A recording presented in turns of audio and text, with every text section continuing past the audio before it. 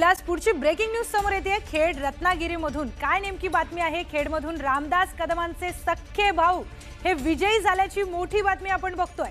दयाळ जिल्हा परिषद गटातून अरुण कदम हे विजयी झालेत। रामदास कदम यांचे सख्खे भाऊ अरुण कदम विजयी झालेत। भडगाव झेडपी गटातून सुनील तटकरेंचे मेवणे हे देखील विजयी झाल्याचं चित्र आपल्याला बघायला मिळतंय।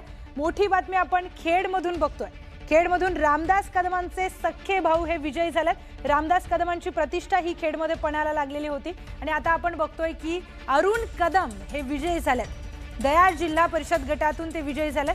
त्याचबरोबर दुसरी बातमी, भडगाव झेडपी गटातून सुनील तटकरेंचे मेवणे देखील विजयी झाल्याचं चित्र आपल्याला पाहायला मिळतंय।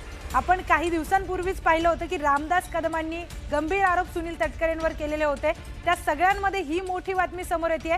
एकीकडे रामदास कदमांचे सख्खे भाऊ अरुण कदम विजयी झाले, दुसरीकडे आपण बघतोय भडगाव झेडपी गटातून सुनील तटकरेंचे मेवणे विजयी झाले।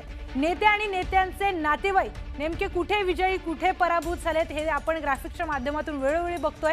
मोठी बातमी खेडमधून आपण बघतोय, रामदास कदमांचा जलवा खेडमध्ये कायम असल्याचा दिसून येतंय। दयाळ जिल्हा परिषद गटातून रामदास कदमांचे सख्खे भाऊ अरुण कदम हे विजयी झाल्याचं चित्र आपल्याला पाहायला मिळतंय।